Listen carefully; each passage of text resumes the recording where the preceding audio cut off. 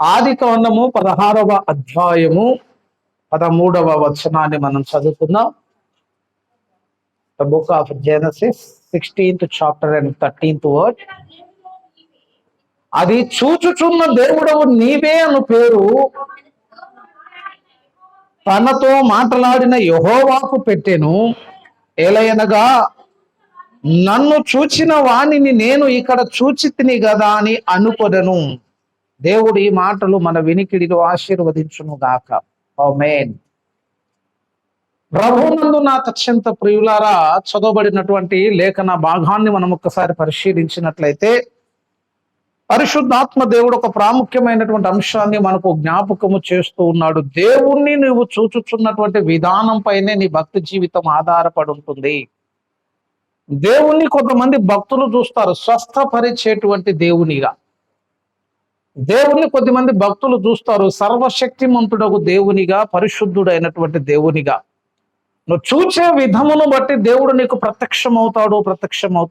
దేవునికి నువ్వు పెట్టే పేరును బట్టి నీ జీవితంలో మేలును మనం గమనించడానికి అవకాశం ఉంటుంది.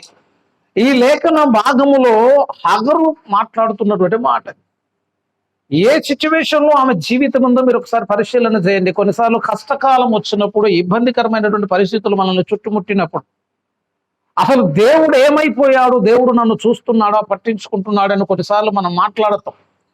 అది దేవుని మీద వెగటును బట్టి కాదులే కానీ దేవుడు చేస్తున్నటువంటి ఆలస్యమును బట్టి, నీ జీవితంలో కొంత ఆలస్యం అవుతున్న కారణాన్ని బట్టి మాట్లాడతాం. సమస్యలన్నీ చుట్టుముట్టి నడిచేటువంటి మార్గము లేనప్పుడు, చుట్టుదారులన్నీ మూసుకొని పోయినప్పుడు, సహాయం చేసేవాడు లేనప్పుడు నువ్వు పలుకుతున్నటువంటి మాటలు చాలా విచిత్రంగా ఉంటాయి. భక్తులు కూడా ఆ రీతిగా మాట్లాడినటువంటి సందర్భాలు ఉన్నాయి. ఇర్మియా ఆ రీతిగా మాట్లాడాడు. దేవుని పైన చాలా విశ్వాసము లేనట్టు ఇర్మియాకు మాట్లాడాడు. యెహోవా మీద నాకు ఇక ఆశ లేదను కొంటిని అంటాడు. భక్తుడైనటువంటి యోబు అంటాడు, అసలు నేను పుట్టకపోతే బాగు, నేను పుట్టిన దినము లేకపోయి ఉన్నట్లయితే బాగుండును అని యోబు భక్తుడు కూడా మాట్లాడినటువంటి సందర్భాలు ఉన్నాయి. ఇబ్బందికరమైనటువంటి పరిస్థితుల్లో నువ్వు మాట్లాడేటువంటి మాటలు చాలా విచిత్రంగా ఉంటాయి కదా. ఈ 16వ అధ్యాయాన్ని మీరు ఒకసారి గమనించినట్లయితే 16వ అధ్యాయంలో హగరు ఒక మాట ఉంటుంది. చూచుచున్న దేవుడవు నీవే అనే పేరు తనతో మాట్లాడిన యెహోవాకు దేవునికి ఒక పేరు పెట్టిందట. సహజంగా మనం పిల్లలకు పేర్లు పెడతాం. హగరేకంగా దేవునికి ఒక పేరు పెట్టింది. ఏం పేరు పెట్టిందంటే చూచుచున్న దేవుడవు నీవే. నీవు చూస్తున్న దేవుడు ఏం చూస్తున్నావు అనంటే తన జీవితాన్ని చూస్తున్నావు, తన పరిస్థితిని చూస్తున్నావు, తన శ్రమను చూస్తున్నావు, తన స్థితిని చూస్తున్నావు. ఎందుకు చూచుచున్న దేవుడవు నీవే అని పేరు పెట్టానంటే ఇప్పుడు ఆమెను చూచే వాళ్ళు ఎవరు లేరు, ఆమెను చూసే వాళ్ళు ఎవరు లేరు. ఒంటరిగా ఉన్నది. ఐగుప్తులో నుంచి అబ్రహాము శారాలు తీసుకొని వచ్చిన తర్వాత తన పెనిమిటి కౌగిటిలోనికి పంపినప్పుడు ఆమె గర్భావతి అయింది. ఎప్పుడైతే ఆమె గర్భావతి అయిందో అప్పుడు శారమ్మకు ఆమె మీద చాలా కోపం వచ్చిందట. 16వ అధ్యాయాన్ని మీరు ఒకసారి గమనించినట్లయితే అప్పుడు శారాయి నా ఉసురు నీకు తగులును,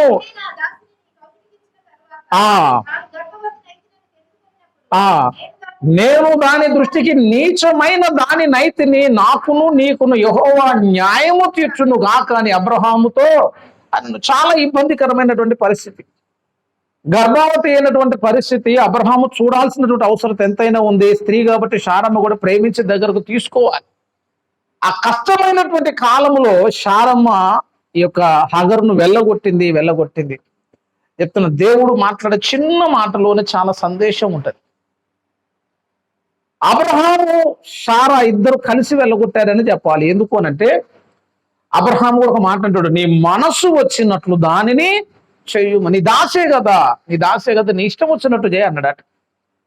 అప్పుడు శారమ్మ హగరును వెళ్ళగొట్టింది. గర్భావతి అయినటువంటి హగరు అరణ్యంలోనికి వెళ్ళిపోతుంది. దిక్కు చూస్తున్నటువంటి స్థితి. భర్త పట్టించుకోవాలి, శారా పట్టించుకోవాలి.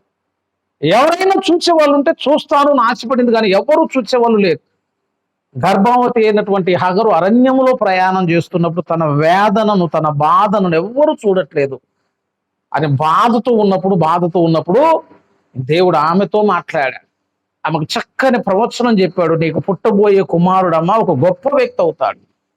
నేను ప్రార్థన ఆలకించి అతనికి ఇష్మాయేలు అని పేరు పెడతాం. అతడు రాజులను కంటాడు, గొప్ప జనం అవుతాడు, అభివృద్ధి చెందుతాడని అన్ని వాగ్దానాలు చేసిన తర్వాత అప్పుడు హగరము ఒక మాట చెప్పింది, చూచుచున్న దేవుడవు నీవేనయా. ఆమె ఇశ్రాయేలీరాలు కాదండి, ఆమె ఎవరో తెలుసా? అన్యురాలే. ఇశ్రాయేల్లో పుట్టి పెరిగినటువంటి ఆమె కాదు. ఎక్కడో దేవుళ్ళను నమ్ముకొని ఏదో దేవుళ్ళను ఆరాధించి ఈరోజు అబ్రహాము చెంతన చేరిన తర్వాత, అబ్రహాము దగ్గరకు వచ్చిన తర్వాత సత్యదేవుడు తెలిసి ఉండొచ్చు. అబ్రహాం దగ్గరకు వచ్చినాక భక్తి నేర్చుకున్నది. అబ్రహాం దగ్గరకు వచ్చిన తర్వాతనే అసలు దేవుణ్ణి ఆరాధించడం అంటే ఏమో తెలుసుకున్నది. విచిత్రం చెప్పనా, అన్ని సంవత్సరాలు కాపురం చేసిన శారాకు భక్తి అవ్వలేదు. ఇంకా శారం ఎక్కడుంది? అబ్రహాంతో కలిసే ఉంది. అసలు అన్ని సంవత్సరాలు ఉన్న శారాలో ఈ భక్తి కనిపించట్లేదు. శారమ్మతో దేవుడు మాట్లాడలే. కానీ దాసిలాగా వచ్చి కొన్ని సంవత్సరాలు వారి మధ్యలో నివాసం చేసేసరికి ఎంత ఎఫెక్ట్ ఉన్నదో చూడండి. భక్తి ప్రభావం ఎంత పడుతుందో గమనించాలి. చాలాసార్లు నీ భక్తి నీకే అనుకుంటావు, కానీ అబ్రహాములో ఉన్నటువంటి భక్తి, అబ్రహాం యొక్క కుటుంబంలో ఉన్నటువంటి ఆ భక్తి జీవితపు ప్రభావం హగర్ మీద ఎంత పడకపోతే, ప్రత్యక్షమైనటువంటి దేవునితో మాట్లాడుతుంది. యెహోవాకు ఒక పేరు పెట్టి చూచుచున్న దేవుడవు నీవే అంటే అర్థం ఏంటంటే, నేను ఎంతో మంది దేవుళ్ళను చూశానయ్యా, కానీ నన్ను చూసిన దేవుడు లేడు. ఐగుప్తులో వందల కొద్ది దేవుళ్ళు ఉన్నారు. ఐగుప్తులో చాలా మంది దేవుళ్ళు ఉంటారు. ఐగుప్తు అంటే ప్రసిద్ధికి ఎక్కినటువంటి పట్టణం అది. ఐగుప్తులో ప్రాముఖ్యమైనటువంటి దేవతలను చెప్పబడుతున్న వారు 10 మంది ఉంటారు. అసలు తిరుగు లేదు వాళ్ళ కోసం. 10 మంది దేవుళ్ళు. ఆ 10 మంది దేవులకు ఐగుప్తు మొత్తం దాసోహం అయిపోయింది. అందులో సర్పమును వాళ్ళు బహుబలంగా ఆరాధిస్తారు. సర్పము అనేది వారి యొక్క రాజ చిహ్నం. కిరీటం పైన పడగ విప్పినటువంటి ఒక సర్పం ఉంటుంది ఐగుప్తు యొక్క కిరీటం పైన, ఫరో ధరించేటువంటి కిరీటం పైన. ఐగుప్తులో గొప్ప దేవుడు సో. సో అంటే ఊరో కాదు, ఆయన సన్. సన్ అంటే సూర్యుడు. వాళ్ళు సూర్యుని బలంగా ఆరాధిస్తారు. వాళ్ళు నదులను పూజిస్తారు. వాళ్ళు రోగములను కూడా పూజిస్తారు. మన దగ్గర అప్పుడప్పుడు కొన్ని రోగాలు వస్తే దాన్ని వైరస్ అనం, తల్లి పోసింది అని అంట. చికెన్ పాక్స్ వచ్చినాయి అనుకో, అని తల్లి పోసిందని చెప్పి 4 యాపాకులు తెచ్చి వాడిని లోపల వండేసి వాడిని కొద్దిగా కళ్ళు పోసి ఏదో ఒక రకంగా చేసి వాడిని బాగు చేస్తాం. వాడిని ఏం చేస్తామంటే, వైరస్ వచ్చిందనో వ్యాధి వచ్చిందనో, తల్లి పోసిందట, తల్లి వాడిని మీదకి వచ్చిందని అర్థం. చికెన్ పాక్స్ హెల్త్కు మంచిది. వాస్తవంగా చెప్పాలంటే హెల్త్కు మంచిది. కొన్ని పురుగులను పూజిస్తారు, కొన్ని కీటకాలను పూజిస్తారు. చాలా రకమైనటువంటి ఆరాధనలు ఐగుప్తులు కనిపిస్తాయి. ఐగుప్తులో ఆరాధించేటువంటి 10 మంది దేవుళ్ళు ఎవరో కాదు, మోషే నాయకత్వంలో ఇశ్రాయేలులు ప్రయాణం చేస్తున్నప్పుడు ఐగుప్తు మీద దేవుడు తీర్పు తీర్చింది 10 మంది దేవతలకు అని చెప్తున్నారు. ఒకసారి వచ్చేసరికి ఏమైపోయిందంటే, సూర్యుడే లేకుండా 3 దినాలు అంధకారం అయిపోయింది. వాళ్ళు ఏది దేవుడని చూస్తూ ఉన్నారో ఆ దేవుని పైన దేవుడు ప్రభావం చూపించాడు. మోషే యొక్క ఆధ్వర్యంలో నైలు నది మొత్తం ఎండిపోయిందట, నీళ్లు ఎర్రగా అయిపోయాయి. నైలు నది వాళ్ళకు దేవత అండి. మరో వేకువన లేచి నైలు నదికి పోతాడు. నైలు నది దగ్గరికి వెళ్ళి నైలు నదిని ఆరాధన చేసుకుని వచ్చేటోడు మన దగ్గరే కాదు. మన దగ్గర పొద్దున్న లేచి సూర్య నమస్కారాలు చేసేటోళ్ళు ఉంటారు, నదిలో నీళ్లు తర్పం వదిలేటోళ్ళు ఉంటారు. అసలు ఐగుప్తులు చేసేటువంటి పద్ధతి కూడా అదే. వాళ్ళు అక్కడికి వెళ్ళి నదిని దర్శించుకొని వచ్చేవాడు, సూర్యుని దర్శించుకొని వచ్చేవాడు. అక్కడ ఉన్నటువంటి 10 మంది దేవతలు ఉంటే మోషతో దేవుడు చెప్పాడు, ఏది దేవుడని వాళ్ళు నమ్ముతున్నారో వాటన్నిటిపైన నేను ప్రభావాన్ని చూపిస్తా. నేను ఎంత సర్వశక్తిమంతుడు ఒక దేవుడు నీకు కనబరుస్తానని దేవుడు ఒక్కొక్క దేవత పైన ఆధిపత్యాన్ని చూపాడు. వాళ్ళు ఏది దేవుడు అంటే, వాళ్ళు కప్పను కూడా దేవుడు అంటారు కాబట్టి కప్పలన్నీ మీదకి వచ్చేసరికి, అవి కంపు కొట్టేసరికి, చచ్చిపోయేసరికి వాటి మీద వాళ్ళకు వెగటు కట్టింది.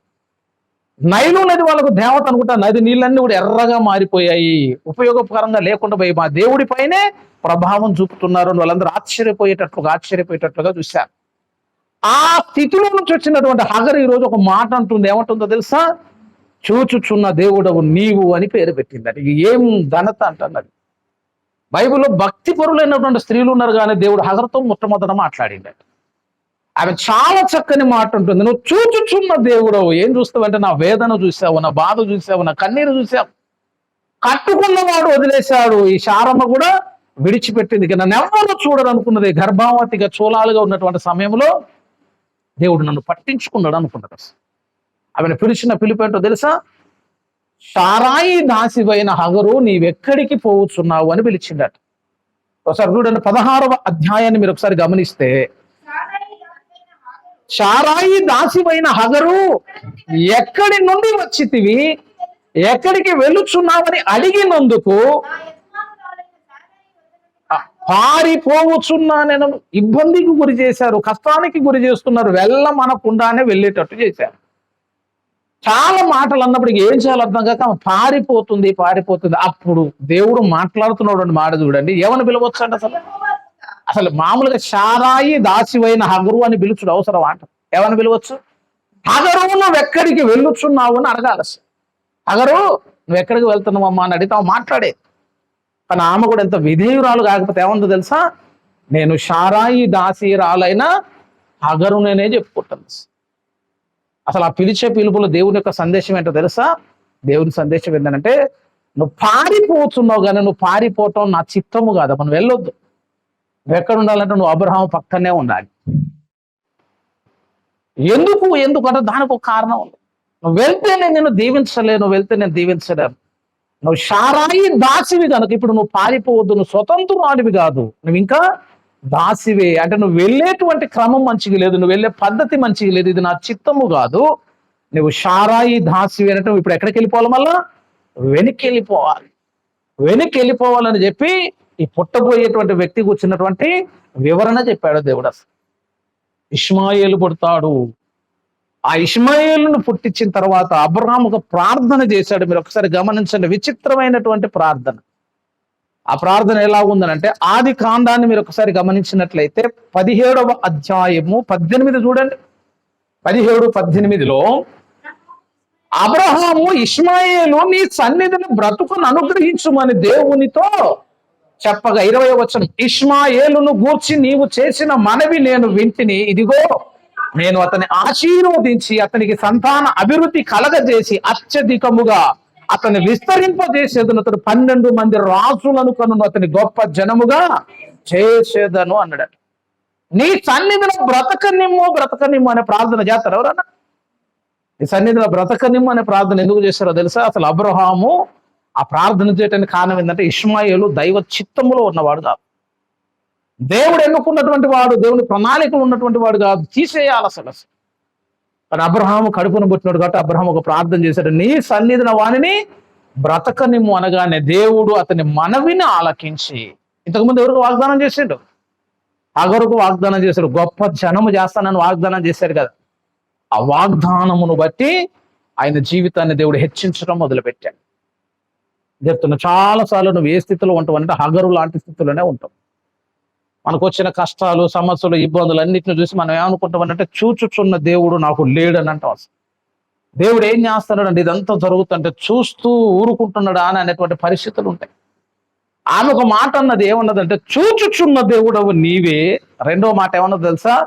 నన్ను చూచుచున్న వాణిని నేను ఇప్పుడు చూచిన్నాను కదా, నువ్వు నన్ను చూస్తున్నావు, నేనేమో నిన్ను చూస్తున్నా. ఆ భక్తి అనుభవం చాలా గొప్పదని చెప్తాను. అప్పటి నుంచి హగర జీవితం చాలా సెపరేట్ అయిపోయింది. అసలు లోబడటం నేర్చుకున్నది, దేవునితో కలిసి నడవటం నేర్చుకున్నది, ఒక మంచి భక్తి చేయటానికి ప్రభు కృప చూపించడం, ఆయనను పట్టుకొని ఉన్నది. ఇక బ్రతుకాల అబ్రహాం కాదు. ఇక తర్వాత ఎవరామకి దిక్కైపోయారు అంటే, హగరుకు దేవుడు దిక్కైపోయాడు. ఎందుకంటే ఎవరు చూసినా చూడకపోయినా, ఎవరు విడిచిపెట్టరు అని అంటే, ఈ దేవుడు విడిచిపెట్టడని అప్పుడు ఒక మాట అనుకుంటుంది, నీ ఉంటే నాకు చాలు అని అనుకుని ఉండాలి. చెప్తాను, కొన్ని మాటలు మనం ఉత్తగా చదువుకుంటాం కానీ పలికే యోగ్యత ఉండాలి. 73లో ఒక మాట ఉంటుంది, చక్కని మాట, కీర్తనలు. వాక్యము కంటన పట్టడం ఒక పద్ధతి, వాక్యాన్ని నెమరవేయటం ఒక పద్ధతి. కొన్ని పరిస్థితుల్లోనే, రేర్ సిచ్యువేషన్స్ లోనే 25 ఆకాశమందు నీవు తప్ప నాకు ఎవరున్నారు. అది మనం మామూలుగా యథార్థంగా పలకాలి అనగలుగుతావా అంటే, నీవు నాకున్నగా లోకములు నాకేది అక్కరలేదని పక్కన పిల్లలు పట్టుకొని అంటావు, చేతిలో డబ్బులు పట్టుకొని అంటావు, నీకున్నటువంటి ప్రాపర్టీని అంతా చూసుకొని అంటావు, నీకున్న బలమును చూసుకొని అంటావు. కానీ యథార్థంగా నీ గుండెలో లోతుల నుంచి ఆ మాట నువ్వు పలకగలుగుతావంటే, ఆ సాపు బలికాడు కానీ నువ్వు నేను అనలేవని చెప్తున్నావు. అసలు ఎట్లా అంటావు? నీవు నాకున్నగా లోకములు నాకేది అక్కరలేదు అంటే భక్తుని యొక్క ఆలోచన విధానం తెలియాలి. అంటే ఎట్లా అంటున్నాడు భక్తుడు అని అంటే, అసలు నీవుంటే నాకు చాలు. ఎందుకు నాకు చాలు అంటే, నీలోనే సర్వం ఉంది, నీవే సమస్తము, వెండి నాదే, బంగారము నాదే అన్నావు, సమస్తము నీవై ఉన్నావని అన్నావు. అసలు నువ్వు ఉన్న తర్వాత నాకు ఇంకోటి బయటది ఏం అవసరం అని, ఇంకేమైనా అవసరం? ఏ అవసరం. కానీ దేవుడు కనిపించినప్పుడు ఆ మాట అనగల, కానీ అనగానే ఉన్నాయన్నీ పోతాయి అని చెప్పినవే అనుకో అంటవై. అసలు ఇక నీ నోట్లో నుంచి ఆ మాట రాదు. నీవు ఉండగా నాకు ఏది ఎక్కడం అనగా రాత్రి పడి ₹1,00,000 ఎత్తకపోవాలి ఎవడని. దిగలలో కూర్చొని ఏడ్చేటప్పుడు దేవుడు మాట్లాడితే ఏమంటాడంటే, రాత్రే కదరా బాబు అన్నావు, నువ్వు నాకు ఉండగా నాకు ఏది ఎక్కర్లేదన్నావు, ఏది ఎక్కర్లేదన్న మరి పోయిన గారి గురించి ఎందుకు బాధపడుతున్నావు అని అన్నడే అనుకుంటాం. అయ్యి సార్ ఆ మాట పలికే మాట కాదు. కొన్ని మాటలు భక్తుడు పలకలేడు, పలకకూడదు కూడా. ఇక అది పలకంగానే ఆమెనని దేవుడు అన్నడే అనుకో. మనం ఎగిరెగిరి గంతులేసి ఒకసారి అన్నప్పుడు పాతకాలపు రోజుల్లో పెద్దలు నోటితోటి కీడు పలకకుండా చేశారు. పద్ధతులు కానీ సాంప్రదాయాలు కానీ కొన్ని నేర్పటానికి. నాకు బాగా నచ్చిన వ్రతం ఉంది కానీ అది ఎవరు చేయట్లేదు ఈ మధ్య. మౌన వ్రతం అనేది మస్తు నచ్చింది. అది కూడా పాతకాలపు రోజుల్లో స్త్రీలే చేసేటోళ్ళు. ఇప్పుడేం పురుషులు చేస్తాను. అది కూడా బలవంతంగా చేస్తున్నారు పాపం. వాడు మాట్లాడితే ఆడ గొడవ అయిద్దని వాడు అరవకుండా బలవంతపు మౌన వ్రతం చేస్తాం. నేను అనుకుంటా అసలు స్త్రీలతో ఎందుకు చేయించాలి, అది పురుషులే చేయాలిగా. మంచిది ఇద్దరు చేయాలి కదండి. ఇద్దరు చేసే కాడికి స్త్రీలే మౌనవ్రతం చేయాలని ఒక రోజు పెట్టేసరికి నాకు బాధ అనిపించింది. ఎవడో పెట్టినోడు కొంచెం పురుష పక్షపాత అయి ఉంటాడు. ఇద్దరు కలిసి చేస్తే గోలే ఉండదు. వాడొక రోజు వీళ్ళు ఒక రోజు చేశారు అనుకో అసలు సమస్య ఉంటుంది. ఏ ఉండకపోయి అనుకున్నా కానీ కొద్దిగా నోరు ఎక్కువగా స్త్రీలే మాట్లాడతారు కాబట్టి ఇక దాన్ని బట్టి ఎన్నో కారణాలు ఉంటాయి. పెట్టినోడేమో ఉతక పెడతారు, చాలా కారణాలు పెట్టి ఆగిపోయి ఉండొచ్చు. అట్లా ఉండటం వల్ల ఏం జరుగుతుందంటే ఆరోగ్యం ఉంటుంది. ఒకరోజు మాట్లాడకుండా ఉంటే ఆరోగ్యం ఉంటుంది, మాట్లాడకుండా ఉంటే సంసారాలు మంచిగా ఉంటాయి. ఒకరోజు మాట్లాడకుండా ఉంటే అసలు భక్తి పెరుగుతుంది. అసలు ఈ మౌనవ్రతం మనకెందుకంటే సియోనులో మౌనముగా ఉండటం మంచిది అని బైబిల్ ఇద్దరిని మౌనంగానే ఉండమండి. ఎట్లుండాలంటే మనం కూడా సియోనులో మౌనముగా ఉండటం మంచిది, స్తుతి చెల్లించడంతో సమానమే. అది ఎంత మంచి వ్రతం కాకపోతే దాన్ని ఆకుంటారండి. చాలా మంచి పద్ధతి, మంచి పద్ధతి. మాట్లాడటం కొద్దిగా తగ్గించేటువంటి ఒక పద్ధతి, మంచిగా నేర్చుకోవాల్సినటువంటి ఒక పద్ధతి. ఇప్పుడు మనం అంటాం మౌనంగా ఉండాలి. నీవు నాకుండగా నీవు నాకుండగా ఈ మాట పలకాలంటే చాలా డేరు ఉండాలి. కీడు పలికటోళ్ళు కొంతమంది ఎప్పుడు ఏది మాట్లాడినా కూడా అటైద్దా, అది మంచిదేనా అని అన్నట్టు. అప్పట్లో వాళ్ళు ఏమన్నారనంటే తథాస్తు అని అంటాం. చూసావు, తథాస్తు అనే దేవతలు ఉంటారంట. తథాస్తు దేవతలు అంటే ఏంటంటే ఏదైనా కీడు అన్నవే అనుకో ఎమ్మటి వాళ్ళు పైనుంచి తథాస్తు అన్నట్టు అలాగు జరుగునుగాక అంటాం. దాన్ని మన భాషలో ఏమంటాం అన్నట్టు ఆమెన్ అని అంటాం. బైబిల్లో దేవునికి ఆమెన్ అనువాడు అనే దేవుడు ఉండడు. మన పేరు దేవుడి పేరు ఆమెన్ అట. నీవు ఇప్పుడు ఏదైనా కీడు పలికినావు అనుకో, ఆయన ఆమెన్ అన్నాడు అనుకో, ఆ పని జరిగిపోయింది అని భయపెట్టాలని ఏం చేశారంటే కీడు పలకకుండా కొద్దిగా ప్రయత్నాలు చేశారు. చెడ్డ మాటలు, కీడు మాటలు పలకకుండా కొద్దిగా జాగ్రత్త పరచడానికి తథాస్తు దేవతలు ఉంటారని ఒక పద్ధతిని నేర్పించారు. ఇప్పుడు నువ్వు కూడా నీవు నాకుండగా లోకంలో నాకేది అక్కర లేదు అని నువ్వు బలకంగా పైనుంచి దేవుడు ఏమని పిలుకోవాలంటే ఆమెను అనాలి, అంతే. ఆయన పేరు ఆమెను అనువాడేగా. పాపం వీడు మస్తు ఆశపడతానని చెప్పి ఒక్కసారి ఆమెను అన్నాడే అనుకో, తెల్లారగల యోగు జీవితం అవుతుంది. మనం యోగులాగా మొత్తం పోతుంది. అటు ఆ మాట బలకాలంటే ఎంత ధైర్యము కావాలనంటే ఇక పండిపోయిన భక్తుడు లాగుండాలి. ఇప్పుడు బైబిల్ ఎంతమంది చదివారంటే అందరం చదువు. ఎన్నిసార్లు అంటే 10-20 సార్లు అంటారు. ఆ 10-20 సార్లు ఈ మాట కూడా చదివి ఉంటావుగా. ఆ మాట చదివినావు. కానీ భక్తులు ఎట్లా తయారవుతారంటే కొన్ని మాటలు భక్తులు చదవరట, కొన్ని మాటలు చదవరు.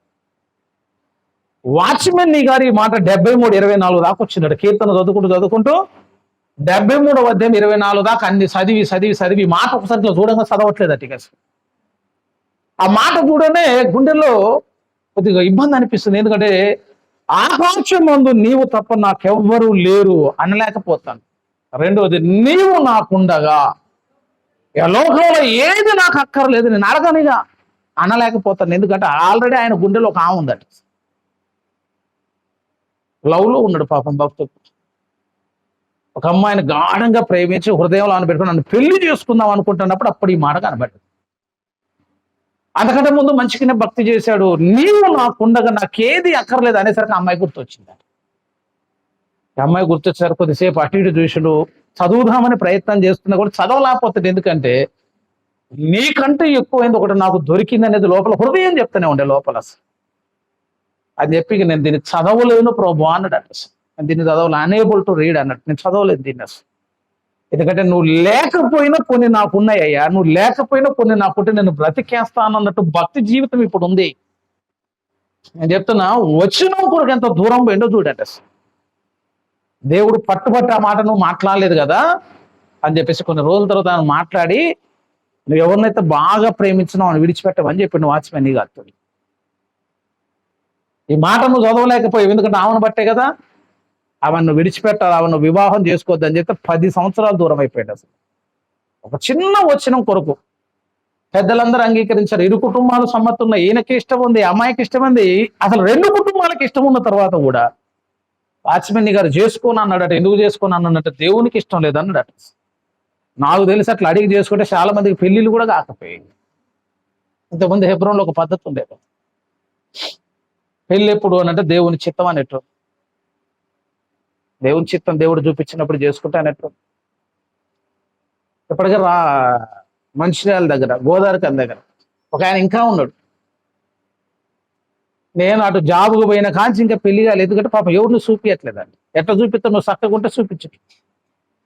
ఇంకా అటనే ఉన్నాడు. తమ్మునికి పెళ్ళిళ్ళ, చిన్నోడికి పెళ్ళి, అందరికీ పెళ్ళిళ్ళ, పిల్లలయ్యారు, కానీ ఆయన మాత్రం ఇంకా భక్తి చేస్తూనే ఉన్నాడు. చేసేది చక్కగా చేస్తే అయిపోకపోయేది. చక్కగా చేస్తే మంచిగానే ఉండేది. దేవుని చిత్తము, దేవుని చిత్తం అని. దేవుని చిత్తం అయితే దేవుడు చూపిస్తే చేసుకుని అనేటువంటి రోజులు ఆ రోజులలో ఉండేట్టు. అసలు ఇప్పుడు దేవుడు వద్దన్నాడట అంతే. వాచ్మెన్ గారిని వద్దన్నాడు. ఎందుకు వద్దనంటే నాకంటే ఎక్కువగా ఆమెను ప్రేమిస్తాడు అని దేవునికి అర్థమైంది. అది యథార్థంగా భక్తుడు కూడా ఒప్పుకుంటాడు. అవును ప్రభు, ఆమె కూడా కావాలి, నీవు నాకు కావాలి, నీతో పాటు ఆమె కూడా కావాలి అని లోపల వచ్చింది కాబట్టి నేను చదవలేకపోయానంట. మరి అది తీసేసుకోవాలి కదా. 10 సంవత్సరాలు బాధపడ్డాడు అని చెప్తాను. 10 సంవత్సరాలు ఆమెను విడిచిపెట్టి ఇంకో పెళ్లి చేసుకోకుండా 10 సంవత్సరాలు పరీక్షనే చేసుకున్నాడు. 10 సంవత్సరాలు అయిన తర్వాత దేవుడు మళ్ళా మాట్లాడినట్ట, పెళ్లి చేసుకోవా అంట. ఇది ఎట్టున్నది చూడండి. అసలు ప్రేమించినామనేమో చేసుకోవద్దు అంటావు, మళ్ళా ఏదో చక్కగా భక్తి చేసుకునేటోడి దగ్గరకు వచ్చి మరి నువ్వు పెళ్లి ఎప్పుడు చేసుకుంటావు అని అడిగితే బాధ ఉండదు. ఆయన అన్నాడు, నువ్వు వద్దన్నావు కదా ప్రభా, ఇంకేం చేసుకోవాలి ప్రభా అన్నాడట. 10 సంవత్సరాలు కలవలేదంటే కలవలేదు అన్నాడట. పోయి చేసుకోపో అన్నాడట. ఆమెనే తర్వాత వెళ్ళి మళ్ళీ అదే స్త్రీతో వివాహం చేసి ఆమె కూడా 10 సంవత్సరాలు నమ్మకంగా ఉన్నది. అసలు ఇప్పటికి వాచ్మెన్ గారి పుస్తకాలను చదువుతున్నట్టు అర్థమైందనంటే, ఈయన మాట్లాడుతున్నప్పుడు ఆమె రాసిందట పుస్తకాలు. ఈయన మాట్లాడుతుంటే ప్రతి బోధ రాసి రాసి రాసి పుస్తకాలను తయారు చేసి ఆ పుస్తకాలు ఇప్పుడు ప్రింట్ చేసుకుంటున్నాం. అసలు ఒక వచనానికి ఇంత కట్టుబడి ఉంటాడంటే వాడు. ఒక్క వచనం ఏముంది, మనం దాటేసిపోతాం, అవసరం పేపర్ చింపేసిపోతాం. అసలు అడిగినోడు కూడా అని అనుకుంటాం. ఆ వచ్చిన దగ్గర ఇంత పంచాయతీ ఎందుకు, నీవు నాకున్నగా లోకంలో ఏది నాకు అక్కర్లేదంటే, ఇక మనకైతే నాకు తెలిసి బతుకాలం అంతా చదవద్దు దానికి. అసలు ఆ వచనాన్ని బ్లాక్ ఇంక్ తో ఒక గీత గీసి ఇది నాకు కాదు ప్రభు అనుకొని చచ్చిపోయినా కూడా నువ్వు ఆ మాట లేవు. రేపు మాపు చచ్చేటప్పుడు నీ మాట పలుకురా అన్నామే అనుకో, పలుకుతావా? రేపు మాపు చనిపోయేటప్పుడు కూడా నీవు నాకుండగా ఇక ఏది అక్కర్లేదని నువ్వు అనలేవు అండి. ఒంటి నిండా షుగర్ ఉంటుంది, ఇక నాకు షుగర్ అక్కర్లేదు అని అనరాదు. తినవుగా ఎట్టుకో ఆనో, ఏమో ఆనోసరి ఒక సీటు దొరకకపోద్దా, తినకపోతావా? ఎప్పుడు ఆ మాట రాదు కానీ భక్తులు మాట్లాడారు. అట్లాంటి ఒక కఠినమైనటువంటి మాట యోబు ఒకటి అన్నాడండి. ఏమన్నాడంటే, దేవుని వలన మేలును మాత్రమే అనుభవించవలెనా అనంగన ఆమెను అనాలి. ఆ నుంచి అంతే. ఇక ఆమెను అన్నడా, ఇక అప్పటిదాకా ఉన్నటువంటి భక్తి జీవితం ఏమో కానీ మొత్తం ఒకసారి విశ్వాసపు జీవితం కదిలితే మేలును మాత్రమే. ఎప్పుడు మాకుడప్పులు వచ్చాడు ఒక్కసారన్నా మైబోవా, ఎప్పుడు ఆరోగ్యమైన ఒక్కసారన్నా కీడు రాదా, ఎప్పుడు ఆశీర్వాదం ఎప్పుడన్నా ఒకసారి శాపం రాదా అంటే అది దెట్టమలుగుతాం అంటాను. పలికే ముచ్చటేనా? మేలును మాత్రమే అనుభవించవలన కీడును, అది కూడా ఎట్లాంటి సిచ్యువేషన్ అంటే మొత్తం నష్టపోయి ఒంటరిలాగా మారిపోయిన తర్వాత, ఉన్న ఆశలన్నీ పోయిన తర్వాత కృంగిపోతాం. అసలు వ్యక్తి కుటుంబం దూరంగా, పిల్లల దూరంగా, ఆస్తిపాస్తుల దూరంగా, పని వాళ్ళందరూ దూరం అయిపోయి ఒక ఒంటరుడులాగా, వ్యాధిగ్రస్తులాగా మిగిలిపోయినటువంటి నిరాశ స్థితిలో ఉండి, ఆ స్థితిలో దేవుని ఒక మాట అనాల, దూషించాలి. ఏదన్నా మాట అంటాడమని సైతాన్ని కాచుకొని కూర్చున్నప్పుడు సైతాన్ గానికి వినపడేటట్టు ఒక మాట అన్నాడట. ఏమన్నాడంటే, దేవుని వలన మేలును మాత్రమే అనుభవించవలన కీడును అనుభవింప తగదా అంటే ఇక దేనికైనా సిద్ధమై ఉన్నటువంటి భక్తులు అని చెప్పొచ్చు. అసలు ఇక అట్టున్నో ఇంకేం చేస్తావా అని అంటున్నా. అది పలుకుతావా? ఇంకో మాట అంటాడు, మంది ఏదైనా పోయిందే అనుకో ఇల్లంతా ఎతకాల్సింది. యెహోవా ఇచ్చెను, యెహోవా తీసుకొనును, దేవుని నామమునకు మహిమ కలుగును గాక. పోయినప్పుడు ఎప్పుడన్నా ఈ మాటను కూర్చున్నావండి? ఇక కూర్చో. ఈ మాట అనాలంటే ముందు నీది ఏదైనా పోవాలి. పోయిన తర్వాత ఇక నువ్వు ఇల్లంతా గందరగోళం చేసేది కానొస్తుంది. కానీ అది కూడా ఎప్పుడు అన్నాడు తెలుసా? 10 మంది బిడ్డలు పోయిన తర్వాత అన్నాడట ఆ మాట. యెహోవా ఇచ్చను, యెహోవా తీసుకొను, దేవుని నామానికి మహిమకలు. ఆ మాట ఆ టైంలో అనగలుగుతారా? పోనీ ఎట్లా అన్నావు అసలు? ఎట్లున్నావు అసలు? ఎట్లాంటి భక్తి చేస్తే ఆ మాట వస్తుంది చెప్పండి అసలు? ఎట్లాంటి భక్తిలో ఉంటే ఆ మాట అనగలుగుతాడు? ఆ మాటలు అనలేం కదా. హబాక్కుకు చూడండి. ఇప్పుడు హబాక్కుకులు ఇంకొక మాట ఉంది, అసలు మనం పలకలేనటువంటి మాట, మనం అనకూడని మాట, అనకూడలేనటువంటి మాటలో హబాక్కుకు గ్రంథము చివరి అధ్యాయం 3వ అధ్యాయములో 16 చూడండి. నేను వినగా జనుల మీదికి వచ్చువారు సమీపించు వరకు నేను ఊరుకొని శ్రమ దినము వరకు కనిపెట్టవలసి ఉన్నది. Page number 772. నా అంతరంగము కలవరపడుచున్నది, ఆ శబ్దమునకు నా పెదవులు కదులుచున్నవి, నా ఎముకలు కుళ్ళిపోవుచున్నవి, నా కాళ్ళు. ఇప్పుడు చూడండి 17 నుంచి. అంజూరపు చెట్లు పూయకుండినను, ద్రాక్ష చెట్లు ఫలించకపోయినను, ఒలీవ చెట్లు కాపు లేక యుండినను, చేనిలోని పైరు పంటకు చేరక రాకపోయినను, గొర్రెలు దొడ్డిలో లేకపోయినను, సాలలో పశువులు లేకపోయినను. ఆ 17 అంతా చదవాలట. అది ఆ రోజుల్లో కాబట్టి ఆ భాష మాట్లాడి.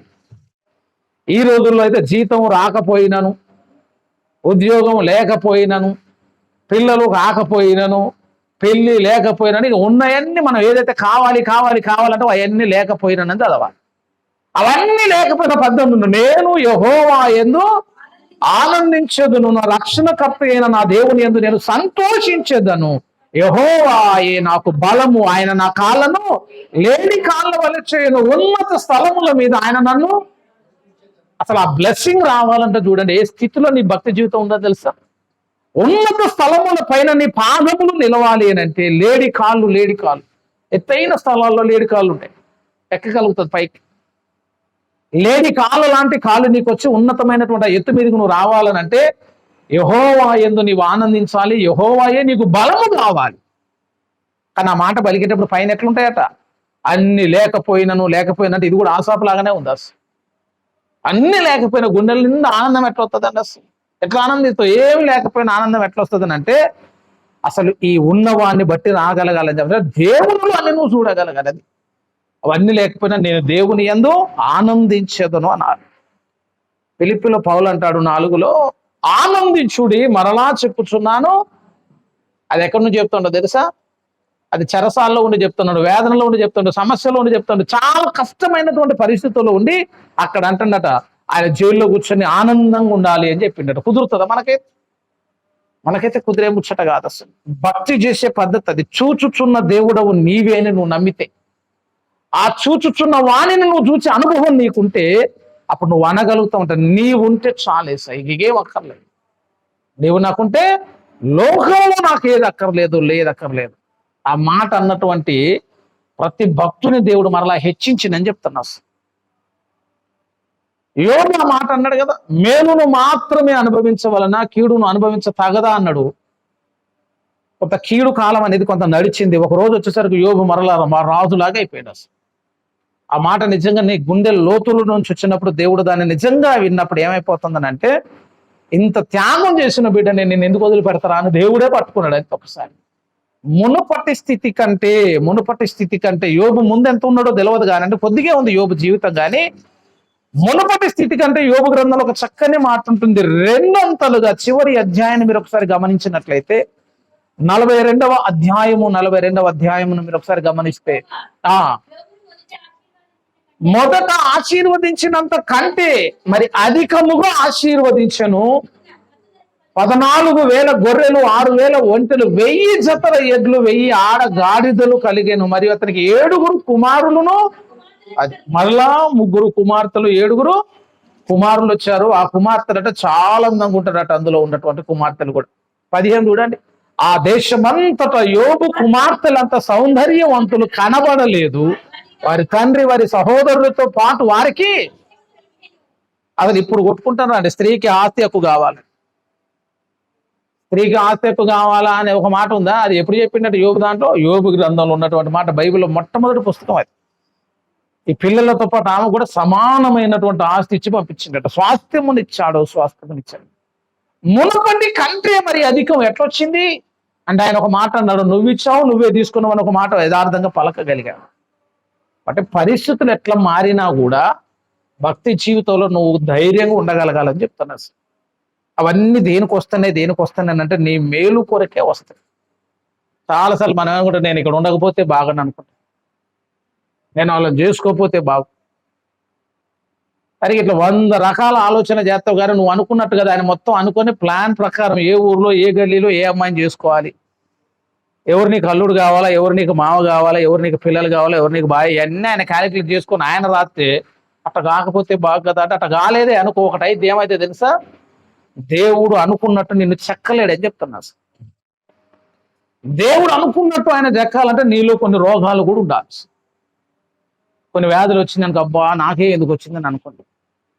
పౌలు ఒక మాట అంటాడు, నాకున్న బహు విశేషమైన ప్రత్యక్షతలను బట్టి నేను తప్పిపోకుండా పడిపోకుండా చెడిపోకుండేటట్టు నా దేహములో దేవుడు ఒకటి సాతాను దూతకు ఒక ముళ్ళు నుంచిండట. ఎందుకు ఉంచినో ఈ ముళ్ళు తీసేయని పాపం పౌలుకు తెలవక ప్రార్థన చేస్తాడు. ఈ ముళ్ళు తీసే ప్రభు ఇది తీసేస్తే మస్తు పరిచయం చేస్తా అంటాడు. దేవుడు ఏమంటాడు, బాబు ఆ ముళ్ళే తీసినాం అనుకోరా, నువ్వు పడిపోతావు నాయన, నువ్వు చెడిపోతావు. అది ఉంది కాబట్టి ఇంక నువ్వు నా వైపు చూస్తున్నావు, అది ఉంది కాబట్టి ఇంక నువ్వు భక్తి చేస్తున్నావు, అది బాధ అవుతుంది కాబట్టి ఇంకా నువ్వు నా వైపుకు తిరుగుతూ ఉన్నావు అని అన్నాడు. మరి ఏం చేద్దాం ప్రభు అంటే, నీ బలహీనతలు ఎందే నా బలము నీకు పరిపూర్ణమవుతుంది. నువ్వు బాధపడితే ప్రార్థన చేయ, నేను దాన్ని నొప్పిని తగ్గిస్తా, అంతేగాని దాన్ని నేను తీసేను అంటాడు. అప్పుడు అనిపించింది అనమాట, పౌలు పడిపోకుండా పౌలుకి ఇప్పుడు ఏముంది, ఒక ముళ్ళు ఉంది. ప్రతి భక్తుని దేవుడు చెక్కాలి అని అంటే, ఆయన అనుకున్న రూపంలోనికి మార్చాలి అని అంటే, ఒక శిల్పకారుని చేతిలో ఉలితో చెక్కుతాడు. ఉలితో చెక్కితే పనికిరాని చెత్తంతా ఎగిరిపోతే లోపలకు అందమైన శిల్పం కనబడుతుందిగా. దేవుడు నిన్ను చెక్కాలంటే పరిస్థితులను బట్టి చెక్కుతాడు. దేవుడు నిన్ను చెక్కాలంటే నీ శ్రమలను బట్టి నిన్ను చెక్కుతాడు. దేవుడు నిన్ను చెక్కాలంటే నీలో ఉన్న వ్యాధులను బట్టి చెక్కుతాడు. ఆ పోలిక రావటానికి, నీలో ఆ పోలికను తేవాలి అని అంటే దేవుడికి ఏది అవసరమో దాన్ని తెచ్చి నీ లోపల పెడతాడు అంతే. అట్లా పెట్టినప్పుడు అబ్బా ఇది లేకపోతే బాగున్నట్టు అర్థం ఏంటంటే, ఆ బలహీనత నీలోనికి రాకపోతే నువ్వు అనుకున్న మార్గంలోనికి నువ్వు రాలేవు. దేవుడు అనుకున్న విధానములో దేవుడు నిన్ను చెక్కలేడు కాబట్టి సమస్తములో దేవుడు ఏం చేస్తా ఉంటాడంటే సమకూర్చి జరిగిస్తాడని ఉంది. రోమా 8:8 చక్కని మాట ఏంటంటే, దేవుణ్ణి ప్రేమించు వారికి అనగా ఆయన సంకల్పం చొప్పున పిలువబడిన వారికి మేలు కలుగుటకై సమస్తము సమకూర్చబడి జరుగుతుంది. ఏది జరిగినా కూడా ఇబ్బంది పడవచ్చు.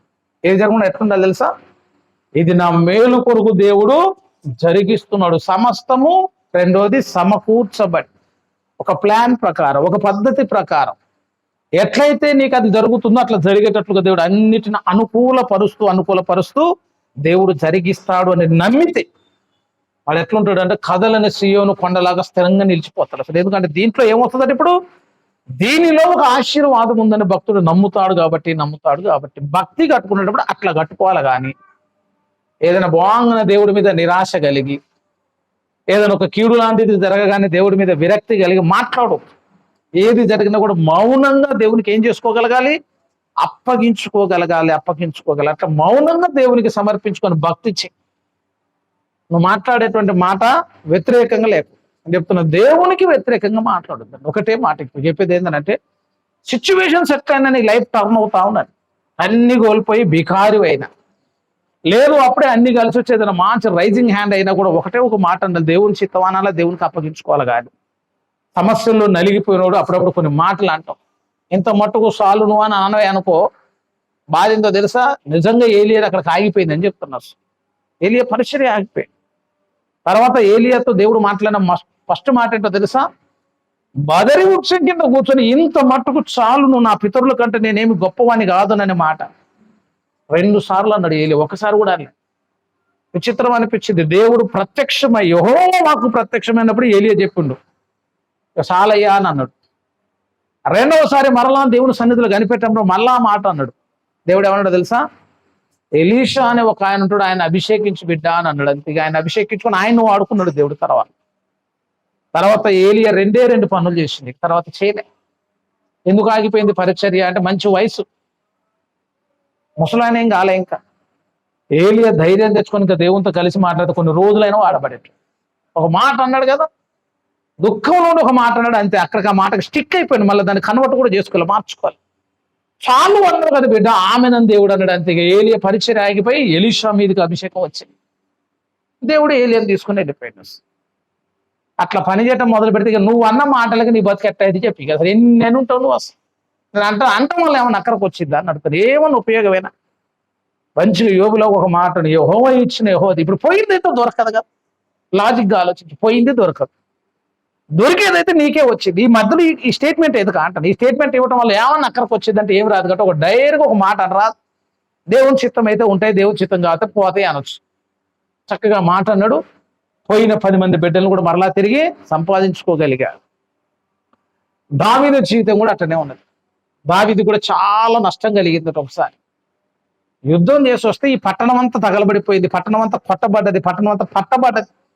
మొదటి సమూయేలు గ్రంథాన్ని మీరు ఒకసారి గమనించినట్లయితే అందులో కూడా భక్తుడు చేసేటువంటి ప్రార్థన చూడండి, మాట్లాడేటువంటి మాట చూడండి, చాలా విచిత్రం, చాలా విచిత్రం. 30వ అధ్యాయం, మొదటి సమూయేలు గ్రంథము 30వ అధ్యాయములో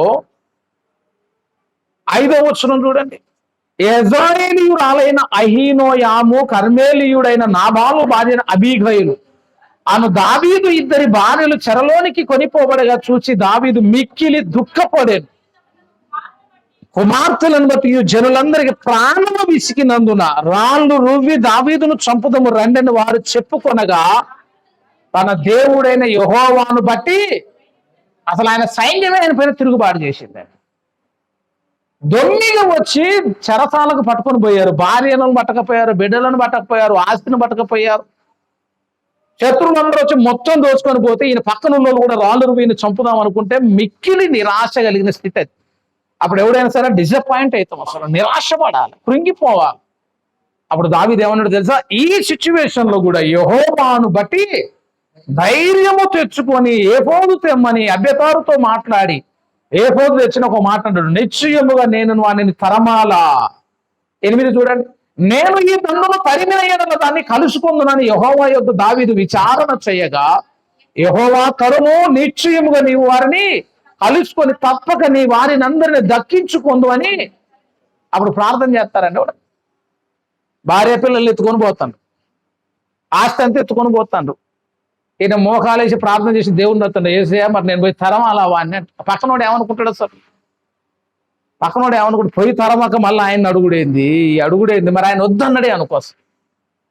తరము అన్నాడు కాబట్టి పోయింది. ఒకవేళ వద్దు దావీదు అంటే దావీదు ఏం చేస్తున్నాడు? ఇప్పుడు మౌనంగా కూర్చునేటోడు.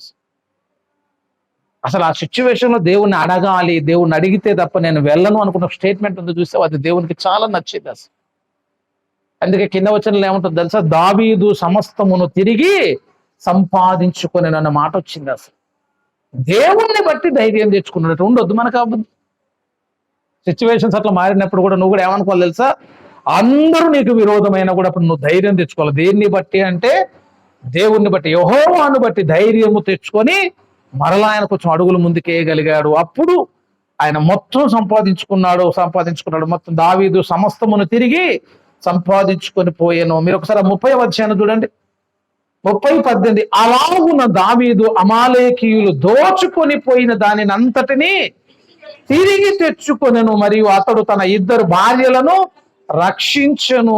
కుమారులేమి కుమార్తెలేమి దోపుడు సొమ్మేమి వారు ఎత్తుపోయిన పని దాన్ని అంతట్లు కొద్దిదేమి గొప్పదేమి మరి ఏది తక్కువ కాకుండా దావీదు సమస్తమును, అది ధైర్యంగా ఉన్నటువంటి కారణాన్ని బట్టి దేవుని చిత్త ప్రకారం అడుగులేసినందుకు మొత్తం సంపాదించుకున్నాను అన్నది. అసలు బట్టి కొంచెం భక్తి చేయటం నేర్చుకోవాలి. అన్ని మంచిగా ఉన్నప్పుడు ఎవడైనా మంచిగానే మాట్లాడుతున్నాడు. మంచి భార్య దొరికింది అనుకో, ఇక నువ్వు పెద్దగా చేసింది ఏముందట. మంచి భార్య కాబట్టి దాంపత్య జీవితం కూడా మంచిగానే ఉంటుంది. మంచి పిల్లలు కాబట్టి గొడవలు ఏ ఉండవు. మంచి భర్త దొరికితే సమస్య ఉండదు. అవన్నీ పెట్టుకొని మేము దేవునికి సాక్ష్యమైన కుటుంబం అని చెప్పొద్దు. ఇక అట్లాగా చెప్పేది. అనుకూలమైన వాళ్ళు లేనప్పుడు కూడా నువ్వు దేవుని కొరకు ఎట్లా నిలబడాలి తెలుసా? సాక్షిగా నిలబడాలి.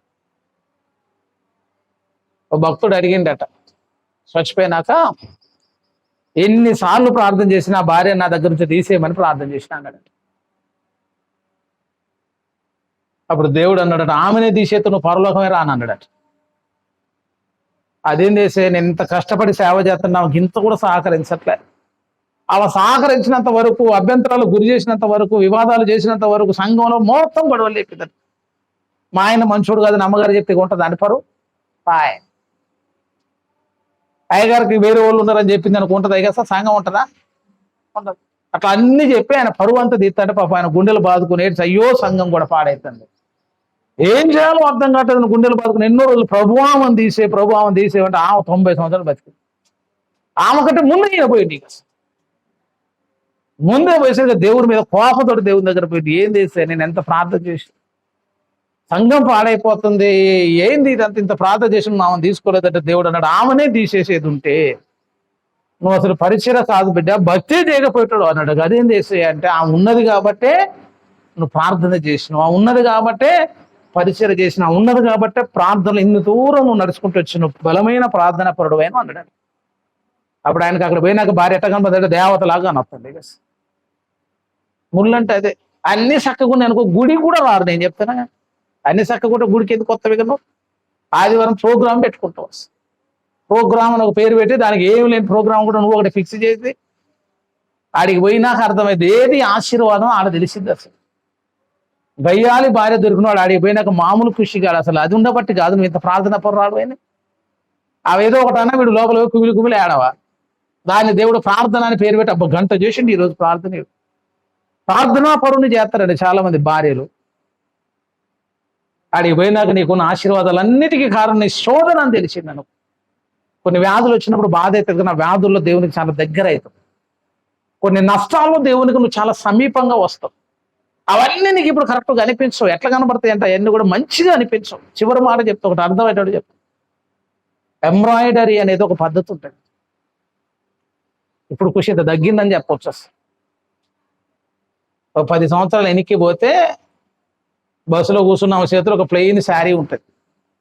బస్సులో, ఆటోలో అయినా, బస్సులో అయినా, స్కూల్లో అయినా, పనిచేసే దగ్గర ఆడైనా ఒక శారీ పెట్టుకుని దానికి రింగ్ వేసి ఒకటే కుట్టుడు కొడతారు. దాని మీద బొమ్మలుగా ఫ్లవర్స్ అంటాం దాన్ని. మొత్తం అది కొడితే ఎంత 200 కూడా ఉంటుంది ఆ చీర.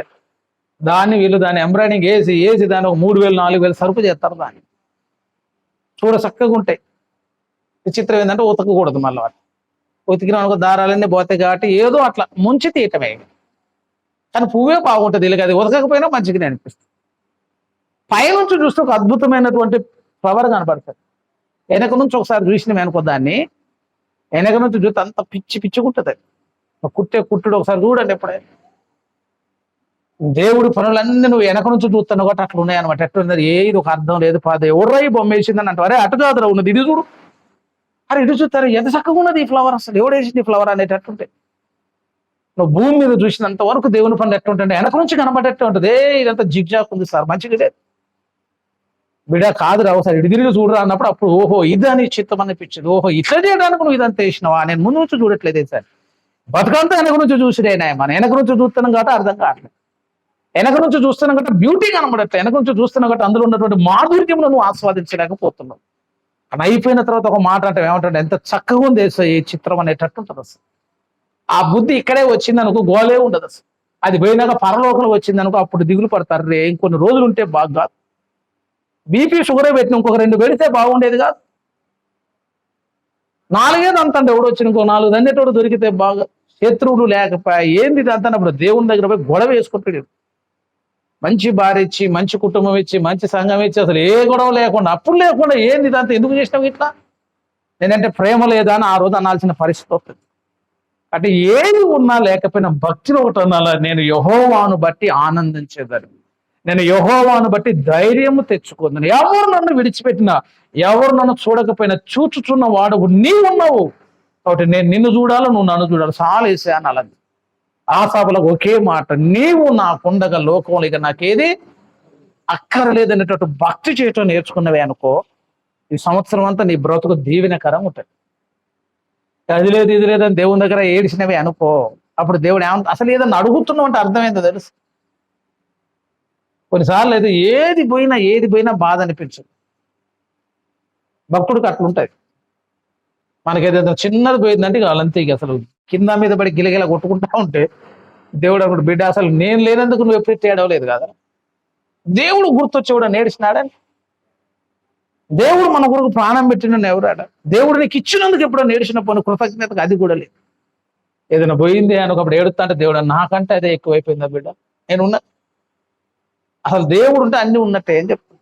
కానీ ఏం పట్టుకోవాలంటే ఆయనను పట్టుకోవాలని. ఆయన పట్టుకున్నాడు ఎవడు వ్యర్థం కాలేదు. భక్త సింగ్ గారు ఎట్ట వచ్చింది తెలుసా? ఒంటరిగా వచ్చిండట. కుటుంబం, ఆస్తి పాస్తులు అన్ని వదిలేసి వచ్చి. భక్త సింగ్ గారు వచ్చిన పద్ధతి తెలుసుగా. తండ్రి వచ్చి బతిలాడు, గడ్డం పట్టుకొని చేసుకుంటే భక్తి మౌనంగా చేసుకో బిడ్డ, బయటికి చెప్పకరా అన్నాడట. చేసుకో, ఇక కొడుకు కాబట్టి వదులుకోలేకపోతున్నావు, లోపలంతా బంధం గట్టిగా పట్టుకుంది కాబట్టి ఇక ఏదో నమ్ముకుంటే నమ్ముకో, కానీ ఎవరికి చెప్ప, మాకు మౌనంగా ఉండు, మా పరువు తీయకనంటే ఆయన అన్నాడు, నేను శ్వాస తీసుకోకుండా నేను ఉండగలుగుతా కానీ క్రీస్తును ప్రకటించకుండా ఉండలేను అన్నట్టు. కన్న తండ్రి ఇలా కొట్టింది. పొద్దున ఇట్లా కుదరదండి.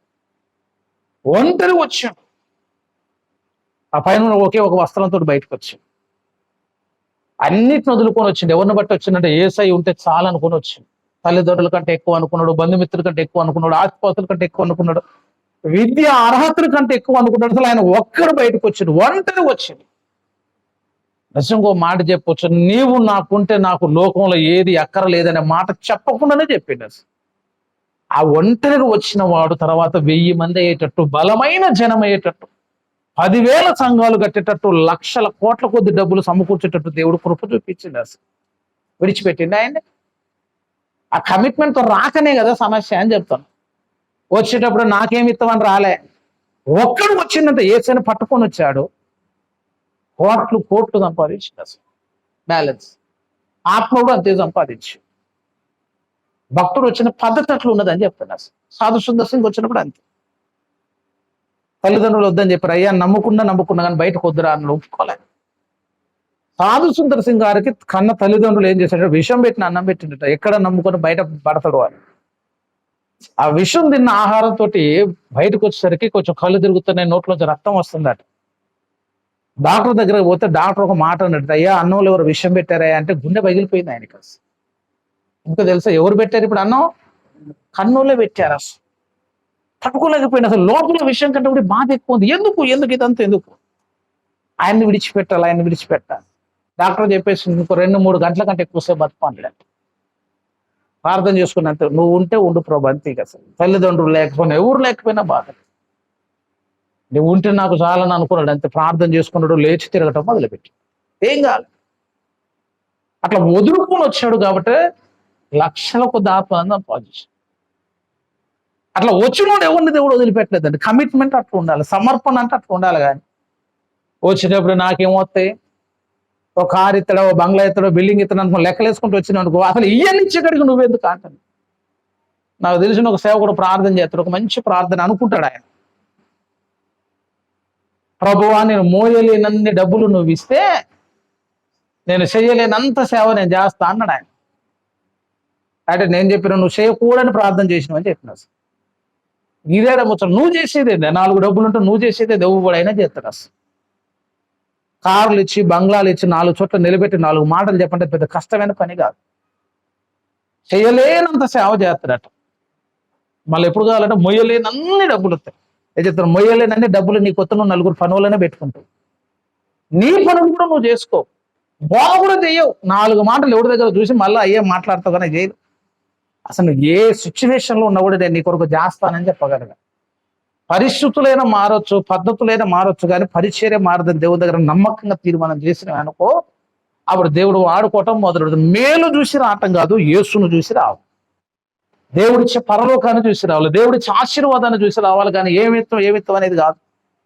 కాబట్టి నమ్మకమైన భక్తి చేయాలి. కనీసం సంవత్సరం ప్రారంభంలోనే ఉన్నాగా, ఈ సంవత్సరం ముగింపు కాలం ఒక్కరోజైనా, కనీసం ఒక రోజైనా అనాల ఒక మాట, ఏసై నువ్వు ఉంటే చాలు, ఒక రోజుకైనా నువ్వు ఉంటే చాలు, ఇక నాకేది అక్కరలేదు ప్రభువా. అట్లాంటి మాకు మంచి ప్లెయిన్ హార్ట్ తోటి, శుద్ధ హృదయంతో, మంచి సమర్పణతోటి దేవుడు మన భక్తి జీవితాన్ని నడిపించేటట్లుగా మనం ప్రార్థించుకుందాం. అందరూ తలలు వంచి ప్రార్థనలో ఏకీభవించుకుందాం.